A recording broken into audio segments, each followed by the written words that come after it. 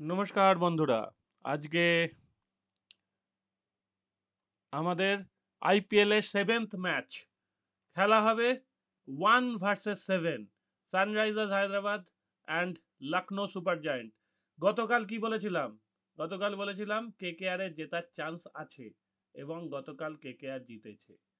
মিলেছে তো? যারা যারা আমার ভিডিও দেখেছেন তারা কমেন্ট করুন।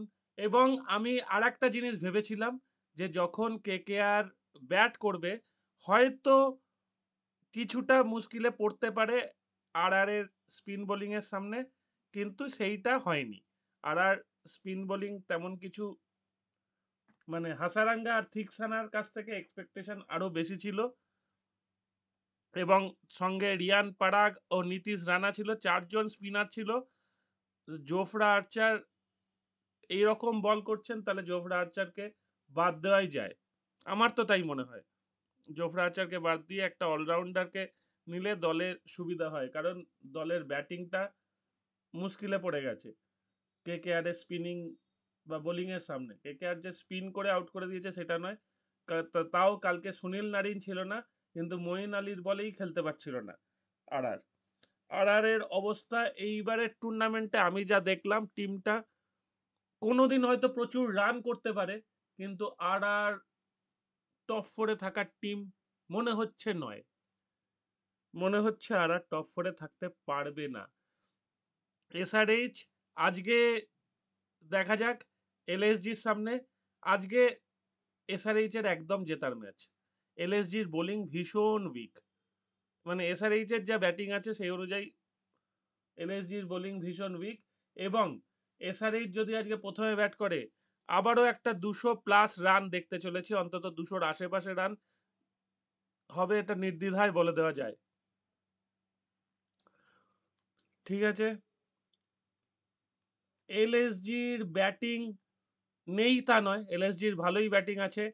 পুরান, Rishabh Pant, Markram, Mitchell Mars, এরা তো ফায়ার পাওয়ার, এবং অবশ্যই ডেভিড মিলার, এরা কিন্তু ফায়ার পাওয়ার। আয়ুষ বাদনি ভালো ব্যাট করে, অসুবিধা নেই, যে কোনো অবস্থায় ব্যাট করে রান তুলে নিতে পারে। আর বোলিং রবি বিষ্ণয়, আবেজ খান, দিগ্বেশ রাহি, মানি ম্যাডাম, সিদ্ধার্থ। সিদ্ধার্থ কিন্তু আগের দিন ভালো বল করেছিলেন, এবং শার্দুল ঠাকুর প্রো প্লেয়ার, অনেক দিনের এক্সপিরিয়েন্স আছে। কিন্তু এই বোলিং নিয়ে সানরাইজার্স হায়দ্রাবাদের ব্যাটিং আটকানো শক্ত আছে, সিরিয়াসলি শক্ত আছে। এই প্রথম পাঁচজন যার নাম, ট্র্যাভিস হেড, অভিষেক শর্মা, ঈশান কিষান, নীতিশ কুমার রেড্ডি, হেনরিক ক্লাসেন, এই পাঁচজনের যে কোনো দুজন ম্যাচটাকে যা খুশি করে দিতে পারে, যে কোনো দুজন। ঠিক আছে, ইভেন নীতিশ কুমার রেড্ডির নামও বলছি এই পাঁচজনের মধ্যে। তারপর অনিকেত ভার্মা, যারা চেনেন তারা জানেন অনিকেত ভার্মা কিন্তু প্রচুর লম্বা শট খেলতে পারে, অ্যালং উইথ অভিনব মনোহর। অভিনব মনোহর হয়তো লম্বা ইনিংস তেমন খেলতে পারেন, খেলতে দেখি না আমরা সাধারণত আইপিএলে। ডোমেস্টিকে অনেক লম্বা ইনিংস আছে, কিন্তু অভিনব মনোহর ভালো।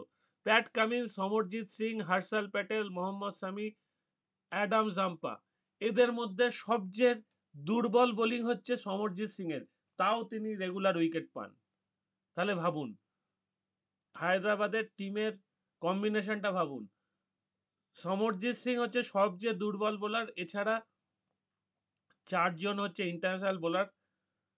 হর্ষল প্যাটেল রিসেন্টলি হয়তো চান্স পাচ্ছেন না, কিন্তু ইন্টারন্যাশনাল বোলার অবশ্যই।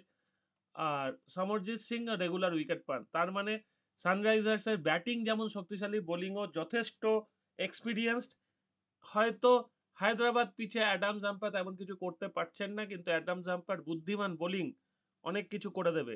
সেই জায়গায় হর্ষল প্যাটেল ভালো বল করছেন।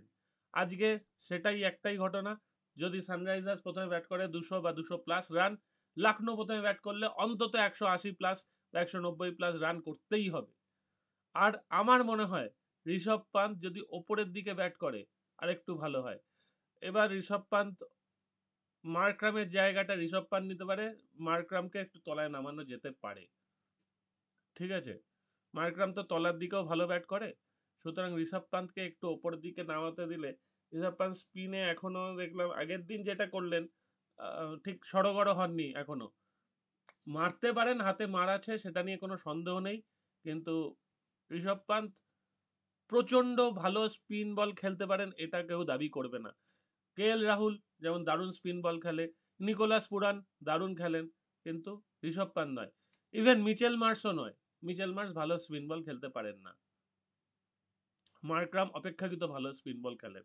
মিচেল মার্সের লম্বা হ্যান্ডেলে প্রচুর মেরে রান তুলতে পারেন, এটাই যা ঘটনা।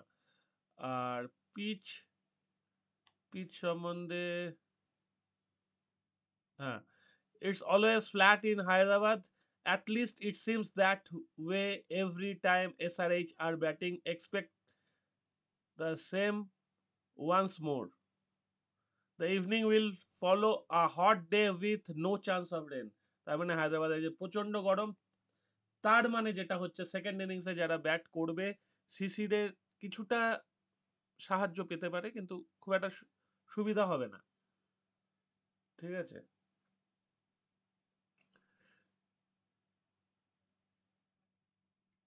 ঠিক আছে, অসুবিধা নেই। আজকে এসআরএইচ উইনের চান্স 85 to 90% এখন। এবার খেলা শুরু হলে দেখা যাবে। তো এখানেই শেষ করলাম। টাটা।